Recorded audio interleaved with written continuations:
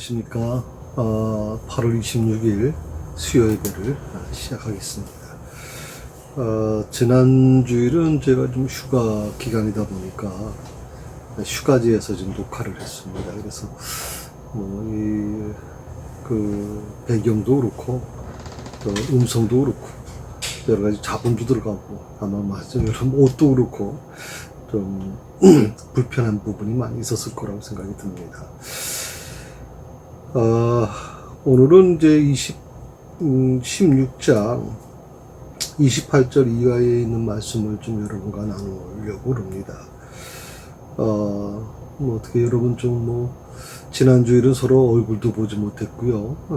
영상으로 아마 여러분이 예배를 들으셨을 거라고 생각이 드는데, 코로나 2단계로 이제 격상되면서 지금 예배를 한 2주간은 지금 완전히 영상으로만 예배를 드릴 수밖에 없는 지금 형편이 됐고요. 오늘 제가 이 뉴스를 보니까 오늘 하루만 좀 100명이 확진했다 하는 얘기가 들려오면서 좀 3단계로 격상해야 되지 않느냐 하는 얘기가 나올 정도로 굉장히 지금 상황이 어렵습니다.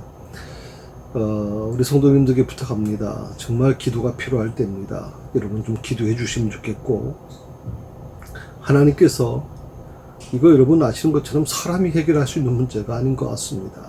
정말 하나님께서 도와주셔야 되고, 질병에 대한 문제를 하나님께서 해결해 주셔야만 이게 그 원인이 해결될 수 있을 거라고 저는 그렇게 믿습니다. 오늘은 특별히 28절에 있는 말씀을 같이 나누고 싶은데, 오늘 이 말씀은 지금 예수님의 그 기도 내용하고 비슷한 부분이죠. 기도 내용이라고 보면 됩니다. 28절 한번 보시겠습니까? 요한복음 16장 28절입니다. 예, 같이 읽어볼까요? 내가 아버지에게서 나와 세상에 왔고 다시 세상을 떠나 아버지께로 가노라 하시니. 아멘. 아버지께로 나왔어요. 한 4가지가 나와 있어요. 단락이 4가지로 구분되죠. 먼저 첫 번째가 아버지께로 나와서라고 하는 단락입니다. 문장이죠. 아버지께로 나와서. 그리고 두 번째가 세상에 왔고, 세 번째가 다시 세상을 떠나, 그리고 네 번째 단락이 아버지께로 가노라 하는 겁니다. 그래서 이 짧은 구절, 28절 한 절 안에 4가지, 이 단락으로 나눠지고, 거기에 아주 깊은 뜻이 포함되어 있거든요. 그래서 오늘은 지금 그 부분을 접근하면서, 특별히 예수님께서 가르쳐 주신 이제 기도에 대한 부분을 여러분과 같이 좀 나눠보려고 합니다.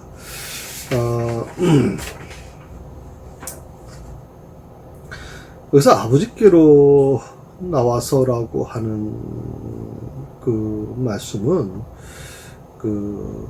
예수님의 어떤 그 본질을 얘기할 때 쓰는 말이거든요. 예수님이 누구냐 할 때 아버지께로 나왔다라고 하는 말을 우리가 보통 생각하죠. 그러니까 선자하시는 본질의 모습으로서의 예수 그리스도를, 주님의 모습을 얘기할 때 아버지께로 나왔다 하는 표현을 쓰고 있습니다.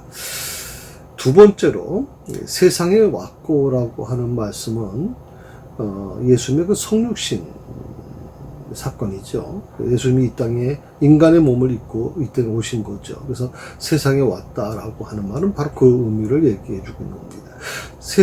전능하신 하나님께서 하늘 보좌를 버리시고 이 땅에 인간의 몸을 입고 오신 사건, 우리는 성육신, 인카네이션이라고 얘기합니다만 성육신 사건이라고 얘기를 하죠. 자, 세 번째로 다시 세상을 떠난다 하는 표현입니다. 다시 세상을 떠난다는 게 뭘 의미하죠? 예, 죽음과 부활을 얘기합니다. 다시 세상을 떠난다. 그리고 네 번째로 아버지께로 간다. 승천이죠. 아버지께서, 그러니까 주님이 이 땅에 아버지께로 나와서 세상에 오신 그대로 다시 또 아버지께로 가는 거, 이 승천이라고, 이게 승천. 그러니까 어떻게 보면 이 4가지, 예수 그리스도가 누구시냐 하는 이 본질에 대한 문제, 성육신, 그 다음에 죽음과 부활, 그 다음에 승천이라고 하는 이 기독론, 이걸 보통 우리가 기독론이라고 그렇게 얘기를 하는데, 기독론의 전반적인 내용이 함축되어 있는 이 짧은 구절 안에, 한 절 안에 다 포함되어 있다, 이 말이죠. 그래서 오늘 저는 28절의 말씀이 아주 굉장히 뜻깊다고 생각을 하거든요. 그래서 여러분들이 이 28절의 말씀을 좀 더 깊이 묵상하시면 좋겠어요. 그래서, 그리고 또 그 28절에 있는 이 말씀은 교차 대꾸법이라고 이렇게 표현을 했는데 좀 어려운 말입니다. 교차 대꾸. 그러니까 서로 교차하는, 해서 하는 그 말씀이라는 얘기인데, 예를 들어서 이제 나와서, 아버지께로 나와서라고 이렇게 말씀하셨잖아요. 그러니까 나왔다라고 하는 말은 이 부정 과거를 쓰는데 원래 단어는 나와서라는 단어는 과거 어느 시점에 발생한 사건이라고 하는 거예요. 과거에. 그러니까,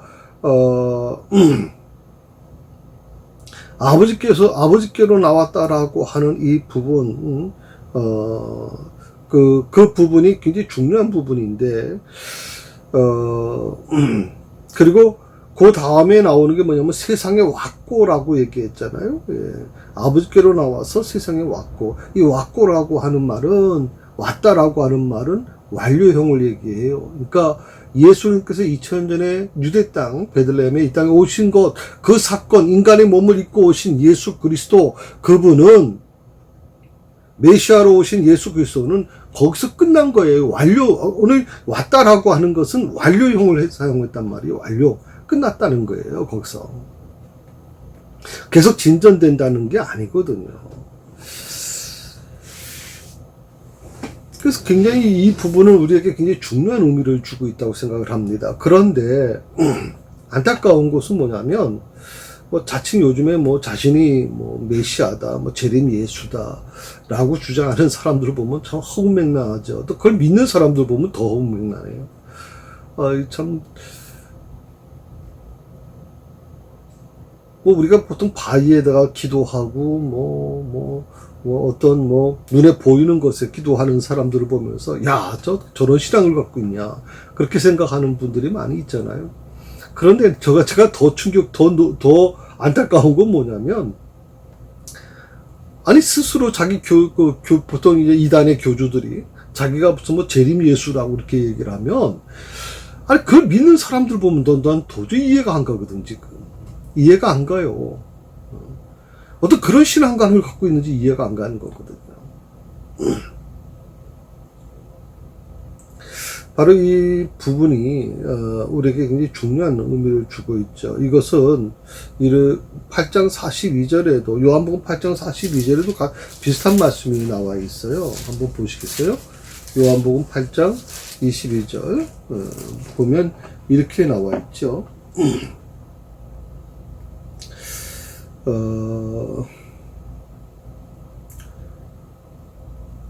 그 42절입니다. 42절에 보게 되면 예수께서 이르시되 하나님이 너희 아버지였으면 너희가 나를 사랑하였으리니 이는 내가 하나님께로부터 나와서 왔습니다. 내가 하나님께로서 나와서 왔다. 어떻게 보면 오늘 본문의 말씀과 참 많이 비슷한 부분이죠. 그래서 이런 부분에 대한 내용이 거기에 오늘 본문에 좀 나와 있어요. 그래서 그것을 여러분이 좀 염두에 두셨으면 좋겠다 생각을 합니다. 제자들이 예수님께 무슨 소감을 말했습니까? 한 이 부분은 제가 지난 주간에 좀 예수님의 그 기도문을 여러분과 같이 좀 나누고 싶었었는데 시간상 그러지는 못했습니다. 지난 주간에 8번에서 너희가 아버지께 내 이름으로 아버지께 구하면 내 이름으로 주시리라 이렇게 말씀하시잖아요. 너희가 무엇이든지 아버지께 구하라고 말씀하고 계시거든요. 그래서 이 기도에 대한 부분, 기도의 표본을 바로 우리 주기도문이라 이렇게 얘기를 하는데, 그 주기도문에 있는 말씀 중에서 중요한 몇 가지를 좀 여러분에게 좀 설명해 드리려고 합니다. 제가 오늘 말씀드리고 싶은 건 총 주기도문에 한 6번 단락에 나눠서 좀 말씀을 드리겠습니다. 첫 번째는 제자들이 예수님께 부탁을 하죠. 주여 기도를 가르쳐 주소서 하는 부탁을 합니다. 제가 지금 말씀을 드리는 거는 지금 교재, 지난주에 있던 교재 8번에 있는 말씀을 좀 보충해 드리는 겁니다. 그래서 기도를 가르쳐 달라는 겁니다. 어떻게 보면 제자들은 예수님께서 기도하는 모습을 가장 가까이서 지켜본 사람들입니다. 예수님께서 새벽마다 해가 뜨기 전에 나가셔서 아침 이슬을 맞으시면서 기도하는 모습도 아마 제자들이 보았을 것이고요. 또 밤이 늦도록 기도하시는 모습도 보았습니다. 또 어떤 때는 겟세마네 기도 같은 경우에는 예수님의 그 기도가 얼마나 처절했으면 마치 땀에서 땀의 색깔이 피와 같이 느껴졌다 할 정도로 그렇게 예수님이 기도하는 모습을 보았거든요. 그러니까 예수님의 제자들은 기도를 배우고 싶은 겁니다. 예수님이 드리는 기도처럼 우리도 기도하고 싶은 건데 기도하는 방법을 모르는 거거든요.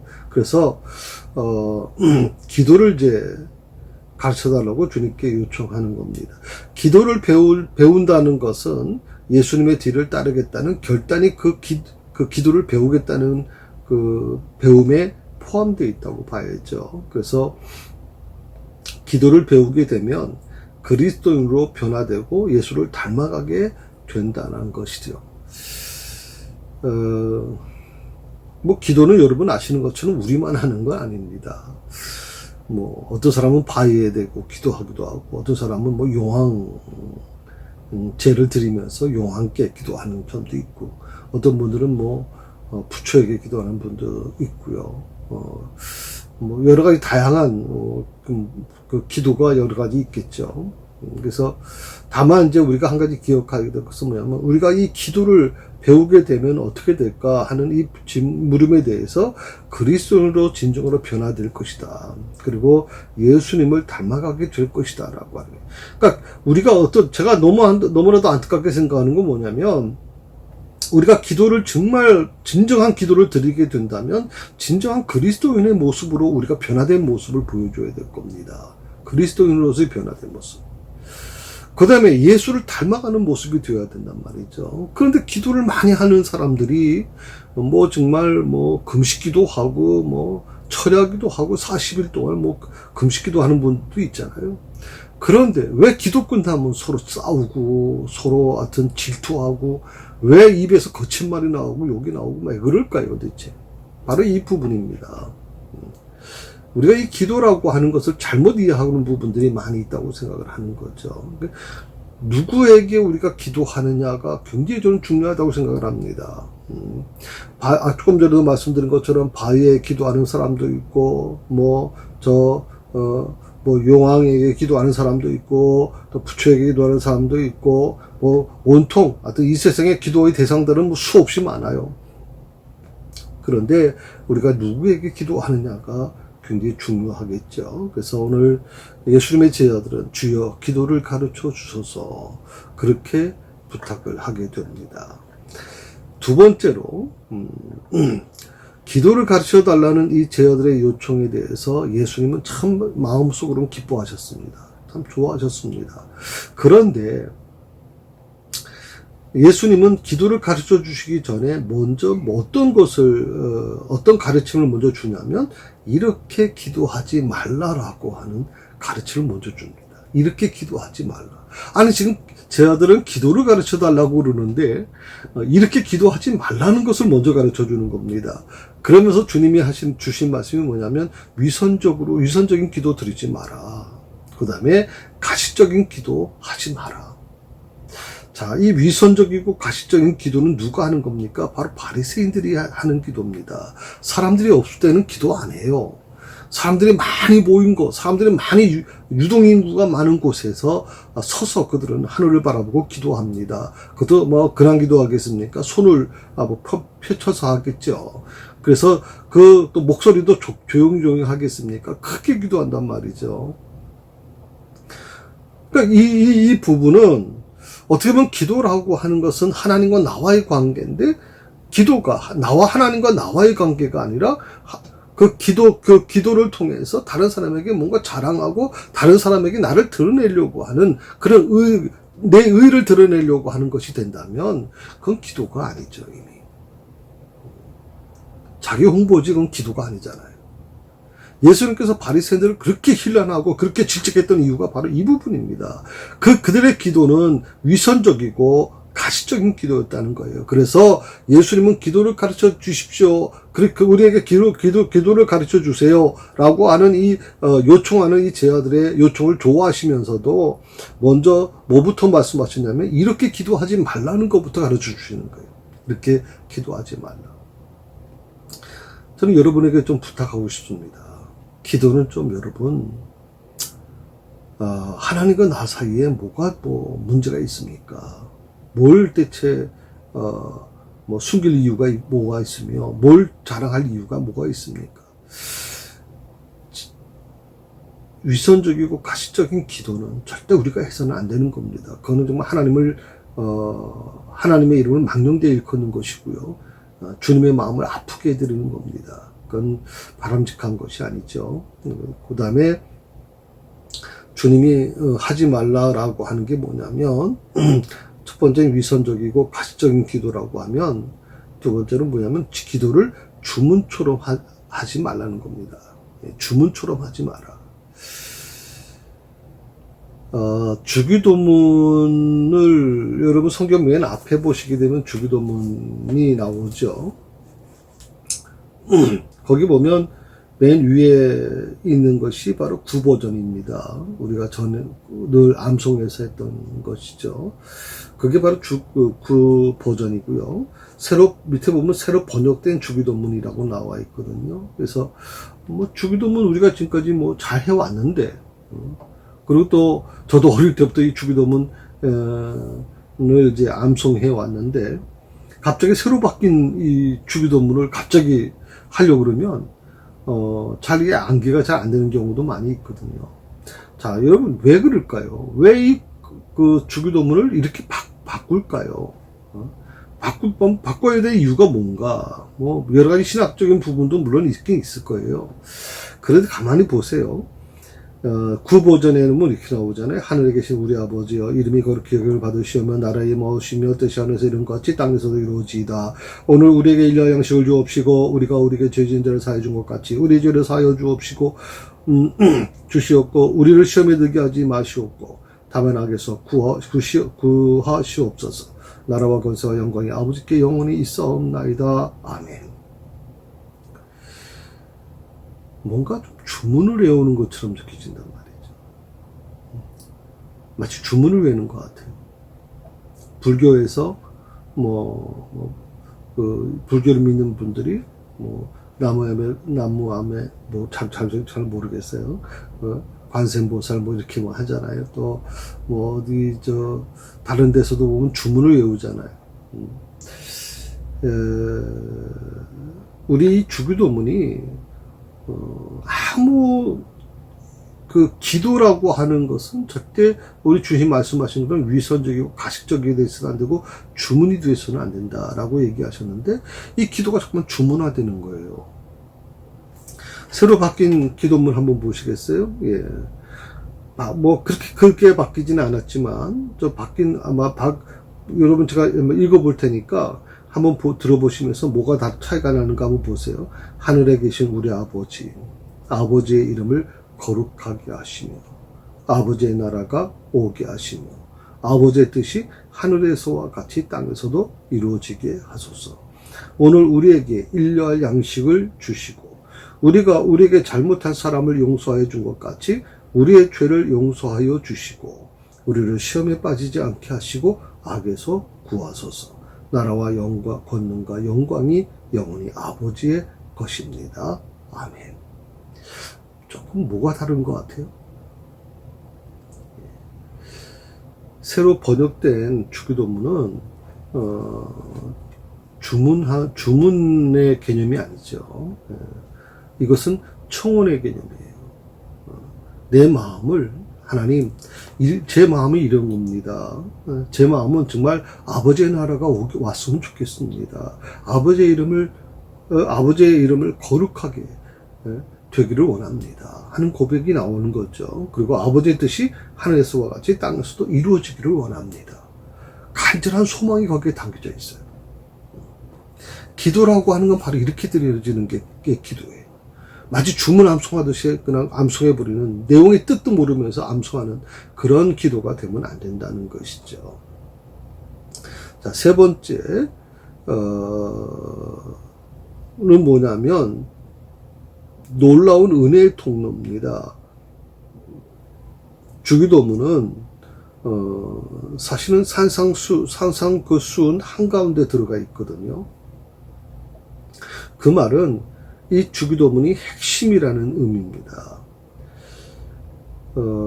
주기도문 자체에도 이런 구조를 발견할 수 있는데, 시작을 우리가 보통 이렇게 얘기하죠. 하늘에 계신 우리 아버지, 끝을 나라와 권세와 영광이 아버지께, 하나님께 영원히 있습니다 하는 것을 고백하잖아요. 그러니까 주기도문은 하나님과 하나님 나라에 둘러싸여 있는 겁니다. 그 안에는 하나님의 청원과 우리의 청원이 들어가 있습니다. 하나님의 청원과 우리의 청원. 보통 우리가 십계명을 얘기할 때 네 가지는 하나님에 대한 것이고 6가지는 인간에 대한 것이다. 얘기하는 분들이 좀 그렇게 얘기하지 않습니까? 근데 오늘 주기도문 안에도 하나님의 청원과 우리의 청원이 들어가 있습니다. 하나님의 청원은 3가지입니다. 그리고 우리의 청원도 역시 3가지입니다. 하나님에 대한 청원은 간단하죠. 하나님 사랑이고, 우리의 청원은 이웃 사랑입니다.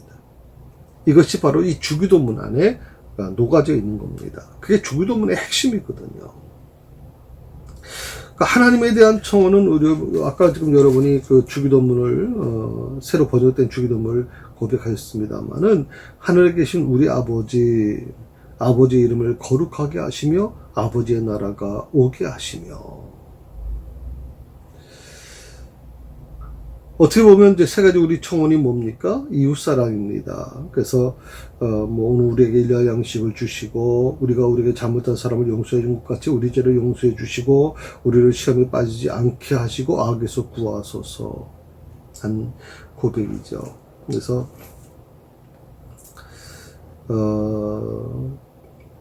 산상수훈의 핵심이기도 하지만 성경의 핵심을 담아낸 기도가 바로 이 주기도문입니다.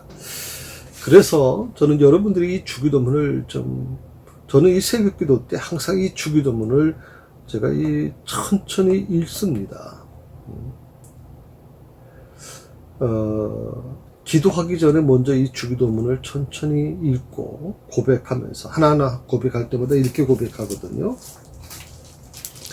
하늘에 계신 우리 아버지 이름을 거룩하게 하시며 아멘. 아버지의 나라가 오게 하시며 아멘. 아버지의 뜻이 하늘에서와 같이 땅에서도 이루어지게 하소서 아멘. 그렇게 되기를 원합니다. 자, 이렇게 해서 계속 한 구조를 고백하면서 하나님께 아멘으로 고백하는 거예요. 나도 그렇게 되기를 원합니다.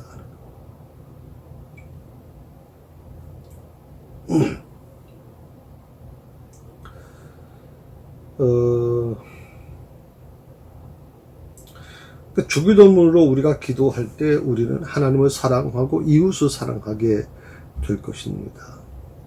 또한 산상수훈이 보여주는 하나님 나라의 삶을 살아가게 될 것입니다. 그것이 바로 이 주기도문이기 때문에 우리는 주기도문을 사랑해야 됩니다. 그리고 주기도문을 내 신앙의 아주 중심에 둬야 된다는 것이죠. 4번째로 우리 아버지라고 하는 말을 쓰셨어요. 그래서 보통 나의 아버지라는 말을 쓰질 않고 우리 아버지라는 말을 썼거든요. 그것은 뭐냐면 이 주기도문은 나 혼자 단독으로 기도하는 기도도 괜찮지만 이 기도는 공동체에서 드려져야 되는 기도다. 그래서 우리가 사실은 어떻게 보면 여러 사람이 모였을 때, 신방 때도 그렇고 제가 신방 끝나고 마무리 기도할 때 완전히 주기도문으로 고백하지 않습니까?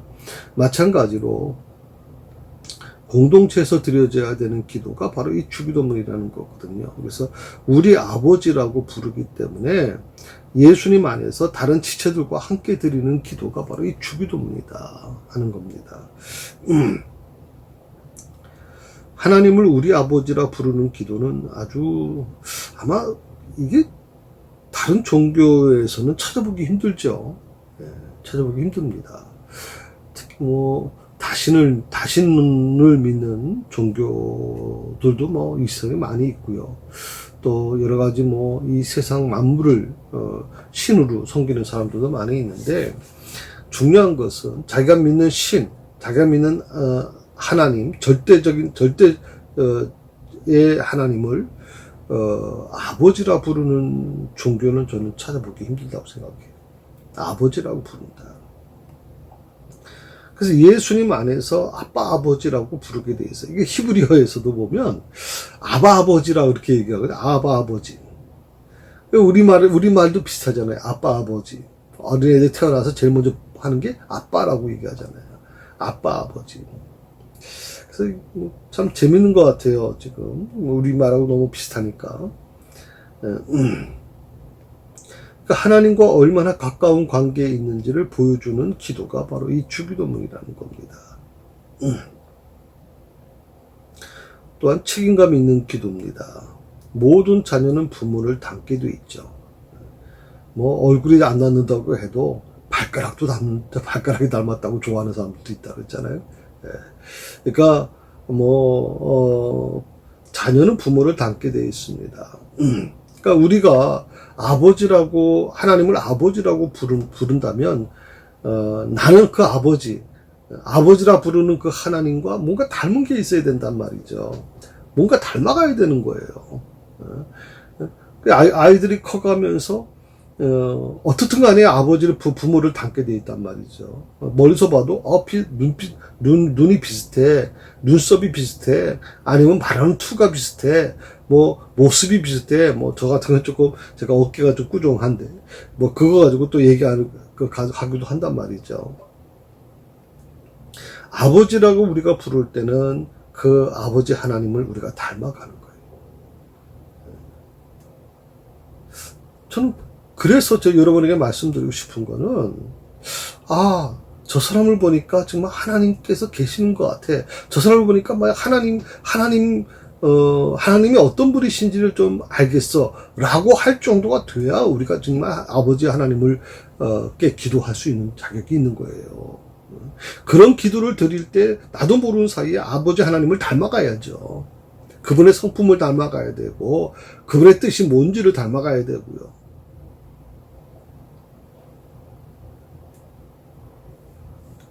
하나님을 아버지라 예수님이 하나님을 아버지라 부르지 않습니까? 그게 뭡니까? 하나님의 형상이거든요. 우리도 마찬가지란 말이죠. 하나님을 보여줘야 된다. 하나님을 보여줘야 된다. 나를 본 자는 뭐라 그랬습니까? 아버지를 보았다고 말씀하셨죠. 나를 본 자는 아버지를 보았다. 아버지를 보여주십시오. 하나님을 보여달라고 요청하잖아요.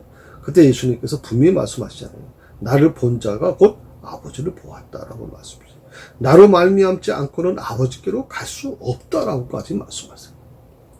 저는 이 확신이 우리가 기도하면서 필요하다고 생각하거든요. 이 확신. 다른 거 다 몰라도 돼요. 기도, 미사여구 넣어가지고 하지 않아도 돼요, 여러분.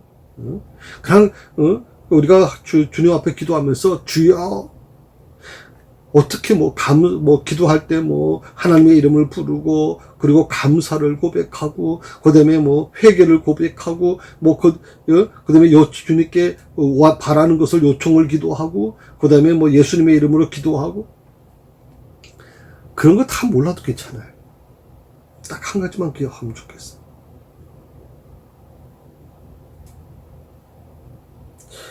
바로, 하나님이 내 아버지시다.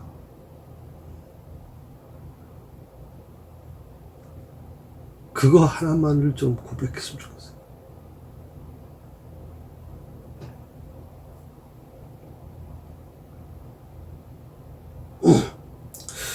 아까도 조금 말씀드렸지만 이 주기도문 우리 아버지라고 하는 말 속에는 공동체를 향한, 공동체를 위한 기도라고 그렇게 말씀드릴 수 있죠. 그래서 내 아버지만이 아니라 우리 아버지라고 하는 거예요. 그래서 주기도를 할 때마다 이웃을 사랑하는 구체적인 실천을 해야만 한다는 것이죠. 그런 면에 보면 주기도문은 위험한 기도라고 저는 그렇게 말씀드리고 싶어요. 아주 위험한 기도입니다. 그래서 주기도문을 주문처럼 암송하는 분들이 계시는데 이거 굉장히 위험한 겁니다. 주기도문은 굉장히 위험한 기도예요. 쉽게 드릴 수 없는 기도가 바로 주기도문이에요. 하나님을 우리 아버지라 부르는 기도는 우리의 가치관과 삶의 방향을 송두리째 전복시키는 기도예요. 우리 아버지라 부르는 기도. 우리 아버지. 여러분 생각해 보세요. 갑자기 엉뚱한 사람 붙잡고서 우리 아버지라고 얘기하면 이거 좀 천지개벽할 일이죠, 정말. 말이 안 되는 얘기 아닙니까? 아버지라고 할 때는 거기다 확신이 있어야 되잖아요, 지금. 내 피 속에 아니면 가슴을 한 자녀일 경우에는 오랫동안 같이 지내면서 아버지와 나 사이에 어떤 신뢰가 구축되어 있어야 되잖아요. 그런데 그렇지 않는데도 불구하고 아버지라고 부른다면 그것은 뭔가 미친 사람이죠. 미쳤다고 얘기 들을 수밖에 없잖아요. 그래서 우리의 가치관과 삶의 방향을 송두리째 전복시키는 기도가 바로 이 주기도라는 겁니다. 다섯 번째로 주기도는 하늘에 계신 우리 아버지여라고 하는 말이 나오거든요. 하늘에 계신 우리 아버지 있는데 우리 아버지인데 그 아버지는 어떤 분이시냐? 하늘에 계신 분이라는 거예요. 하늘은 누구의 영역입니까? 사람의 영역이 아닙니다. 하늘의 영역은 신의 영역입니다. 요즘에 미국도 러시아도 그렇고 중국도 그렇고 꽈빗하면 이제 위성 쏘아 올리지 않습니까?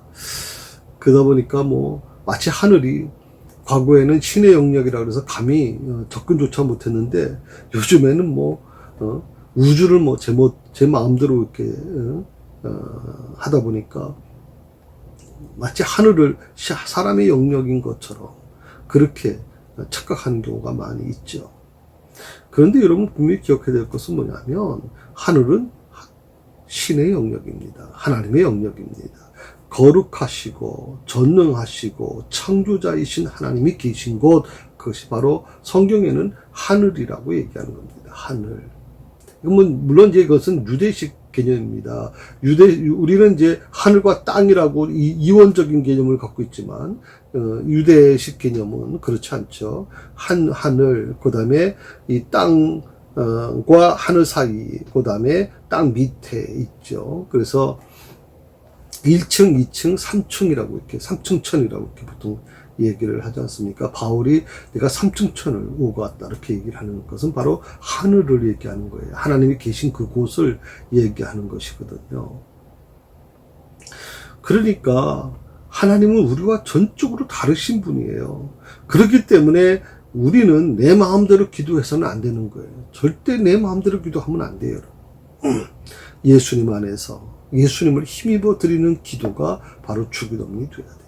우리의 드려지는 기도는 예수 안에서 예수를 힘입어 드리는 기도가 되어야 된다. 예수님께서 가르쳐 주신 이 하늘에 계신 기도의 특징이 좀 있어요. 그 특징이 뭐냐면 나에게 예수가 필요함을 고백하는 기도고요. 우리에게 그리고 우리 교회 예수님이 필요함을 고백하는 기도예요. 이 기도는 겸손히 자신을 낮추는 기도입니다.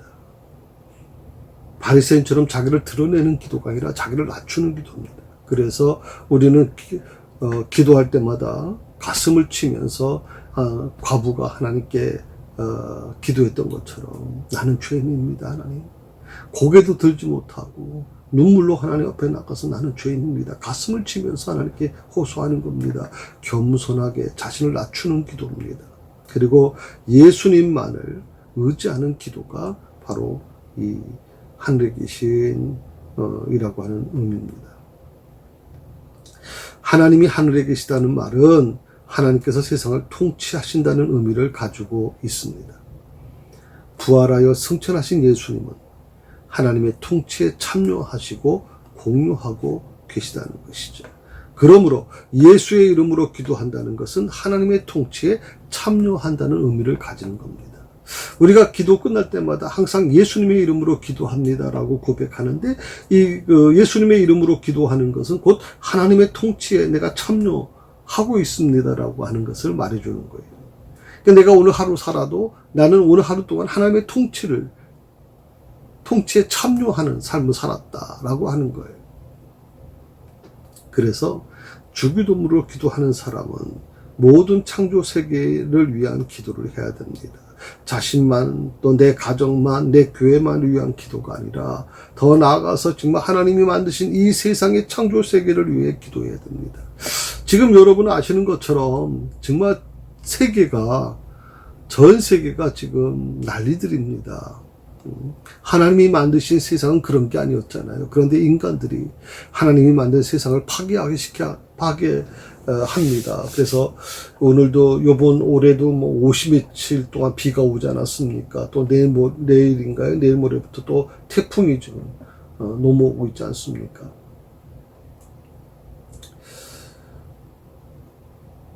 어떻게 보면 이 자연 세계에 하나님이 만드신 세계를 인간들의 욕심으로 인해서 그게 파괴가 된 것이죠. 그래서 우리가 기도할 때 정말 하나님의 창조 세계가 다시 회복되기를 기도해야 됩니다. 인간의 욕심이 사라지고 정말 이 세상이 하나님이 만드신 세계로 돌아가야 될 필요가 있는 것이죠. 또한 하나님이 하늘에 계시다는 말은 하나님이 우리 가까이 계시다는 의미를 가지고 있습니다.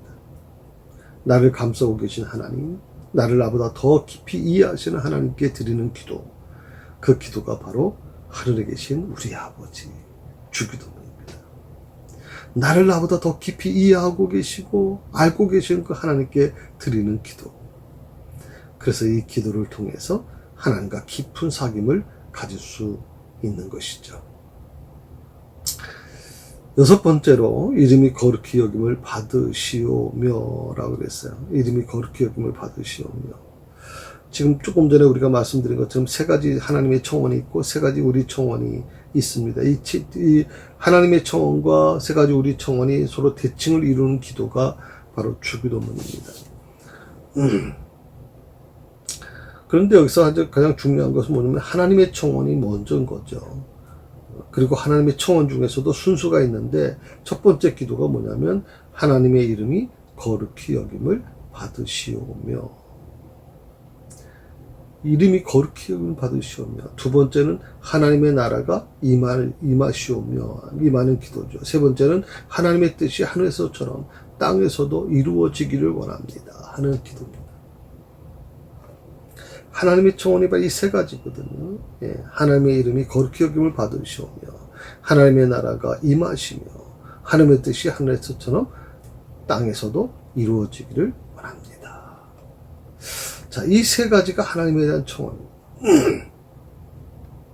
하나님의 이름을 거룩히 여기는 사람은 하나님의 나라가 임하기를 기도합니다. 하나님의 나라가 오기를 기도합니다. 하나님의 나라가 이곳에 임하기를 기도합니다. 이 세상 교회가 하나님의 나라가 되기를 기도합니다. 우리 가정이 하나님의 나라가 되기를 기도합니다. 저는 이 청하니가 하나님의 나라가 되기를 기도합니다. 이 대한민국이 하나님의 나라가 되는 그런 장소가 되기를 기도합니다. 하나님의 나라가 임하기를 기도하는 사람은 자신이 살아가고 있는 곳에서 하나님의 뜻을 이루기 위해 수고하는 사람입니다. 내가 살아가고 있는 그것이 직장이고 그것이 사업장이든 내가 머물고 있는 그곳에 하나님의 뜻이 이루어지기 위해 수고하는 사람. 요즘에 교회 안에서도요, 비대면 우리가 예배를 드렸지 않습니까? 지난주일날. 그것에 대해서 논란이 많아요. 약 한 1000교회 가까이가 현장 예배를 고수해서 드렸단 말이죠. 그것에 대해서 기독교 안에서도 서로 지금 비대면 예배가 오느냐 대면 예배가 오느냐라고 하는 것에 대해서 논란이 있습니다. 그런데 가장 어떻게 우리가 좀 깊이 생각해야 될 게 뭐냐면 바로 이 부분이거든요. 내가 살아가고 있는 그곳에 하나님의 나라가 이루어지기를 원하고 그것을 이루기 위해서 수고하는 사람들, 이것이 바로 하나님의 나라가 임하기를 기도하는 사람들입니다. 우리가 예배를 드릴 때 물론 우리가 현장 교회 교회에 와서 다른 어떤 성도들과 같이 합심하여 기도하고 합심하여 예배 드리는 것이 얼마나 소중합니까? 그러나 내가 속해 있는 가정에서 드려지는 예배도 그것이 진정한 살아있는 예배가 된다면 얼마나 아름다운 것이겠습니까? 근데 우리는 그것에 대해서는 이미 흩어지는 교회는 완전히 생각하지 않는 거죠. 모이는 교회만 생각했기 때문에 그렇게 되는 것이죠. 그러니까 내가 머물고 있는, 내가 살아가고 있는 것이 어떻게 되든 간에 상관이 없는 겁니다. 그것이 하나님의 뜻이 이루어지는 것이든 아니면 그렇지 않던 건 상관이 없습니다. 그것이 뭐 사탄의 역사가 일어나는 것이라도 상관이 없는 거죠. 여러분 가슴 아프셔야 됩니다. 가슴을 치셔야 됩니다. 내가 머물고 있는 것이 하나님의 뜻이 이루어지는 하나님의 나라가 되어야 되는 것이거든요. 우리는 그것 위해서 수고하는 사람들이, 그렇게 수고하는 사람들이 된단 말이죠. 하나님은 하나님의 이름을 중요하게 여기세요. 그래서 하나님의 이름을 거룩히 여김을 받기를 바라는 사람은 자신의 삶을 통해 하나님을 사랑하고 경외하고 두려워해야 됩니다. 이름이 거룩히 여김을 받으시오며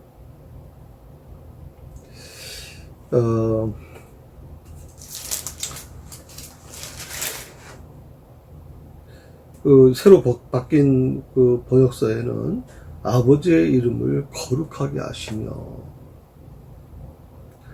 아버지의 이름을 거룩하게 하시며라고 보통 그렇게 번역됐거든요. 그래서 아버지의 이름을 거룩하게 하시며라고 하는 뜻에서는 우리가 보통 십계명에서 제3계명에 이런 말이 나오죠. 하나님의 이름을 망령되이 일컫지 말라. 하나님의 이름을 망령되이 일컫지 말라. 그러니까 하나님의 이름을 거룩해지길 바라는 그런 삶을 살고자 하는 사람들은 정말 그 자신의 삶을 통해서 하나님을 정말 사랑합니다. 그리고 하나님을 경외하고 두려워합니다. 결단을 포함하는 기도가 바로 주기도문인 거예요. 결단을 포함하는 거예요. 주문 외우듯이 하는 게 아니라 결단을 포함하는 것이다. 온 땅에서 모든 사람들에게서 하나님의 이름이 거룩하게 여김을 받기를 원하는 기도가 바로 주기도문입니다. 그래서 주기도는 나뿐만이 아니라 이웃과 세상을 향한 기도다. 나를 위한 기도만이 아니라 이웃과 세상을 위한 기도다. 저는 여러분들이 조금 더 이 주님 가르쳐 주신 이 기도에 대한 부분을 좀 더 여러분이 깊이 좀 나누셨으면 좋겠습니다. 지금 29절만 좀 하고 하다가 좀 시간이 되면 제가 다음에 다시 또 하겠습니다. 자, 28절, 우리가 좀 28절 말씀을 같이, 9번에 있는 말씀을 공부했고, 교재. 그 밑에 보면 제 아들이 예수님께 무슨 소감을 말합니까? 나오죠? 29절에 보게 되면 지금은 밝히 말씀하시고 아무 비유도 하지 아니하시니, 아무 비유로도 하지 않으셨다. 예수님께서 이제 기도에 대한 부분을 말씀하셨어요. 그런데 제 아들이 그걸 잘 이해를 못하는 거죠. 기도를 가르쳐 달라고 그래서 예수님께서 그 기도에 대한 부분을 말씀하셨는데 그 제자들은 그 말씀이 뭔지를 잘 이해를 못하는 거예요. 그러니까 예수님께서 아무 비유도 하지 아니하셨다라고 하는 말씀이 나와요. 근데 여기서 제가 굉장히 중요하게 생각하는 게 뭐냐면, 자, 그러면 예수님께서 그렇게 가르쳐 주셨고 그렇게 교훈해 줬음에도 불구하고 그들이 무지해서 알지 못하는 거라면 당연히 너희들 왜 그렇게 못해? 내가 얼마나 너희들 가르쳐 주는데 그거밖에 못해? 라고 질책하실 것 같은데 그렇게 하지 않으셨어요. 주님은 제 아들의 영적 무지를 탓하지 않으세요. 십자가의 의미가 뭔지, 부활의 의미가 뭔지, 승천의 의미가 뭔지도 잘 몰라요. 하물며 이 기도의 의미도가 뭔지도 잘 몰라요. 그럼에도 불구하고 이 제 아들의 영적 무지함을 우리 주님은 탓하지 않으시더라 이 말이에요. 오히려 더욱 자세하게 자신의 고난과 그 결과에 대해서 설명해 주고 계십니다. 결국 제 아들이 어렴풋하게나마 주님 말씀이 지니는 의미를 깨닫게 되죠. 그래서 제 아들은 주님께 대한 자신의 신앙을 고백하기에 이릅니다. 우리나라처럼 참 우리 성도들 교육 많이 받지 않습니까? 특별히 제자 훈련 많이 받지 않습니까? 한국 교회만큼 이 신앙 훈련 많이 하는 교회는 드뭅니다. 외국에서도 이렇게 하는 교회가 많지 않죠. 그런데 정작 우리 한국교회 교인들의 신앙은 어떻습니까? 기도 제일 많이 한다 그러고, 성경 제일 많이 읽는다 그러고, 또 뭐 성경 공부 제일 많이 한다 그러고, 또 제자 훈련 제일 많이 한다 그러는데, 그런데 신앙은 어떠냐 이 말입니다. 그전에는 잘 몰랐어요. 그저 외국에 있는 우리 기독교인들, 외국에 있는 우리 신앙인들도 한국 교회 성도들을 바라보면서, 야, 한국 교회는 정말 기도 많이 하는 교회야. 한국 교회는 정말 열정이 넘치고 막 뜨거운 성령의 역사가 막 일어나고 있어. 그렇게 알고 있었는데, 이 코로나19 사태를 통해서 심각한 걸 깨달은 겁니다. 위기가 정작 다가오니까 갑자기 그동안 그렇게 훈련받았던 성도들이 그 신앙 자체가 흔들리기 시작하는 겁니다. 왜들 그렇게 무서워하는지 모르겠습니다. 뭐가 그렇게 두려운 겁니까, 대체?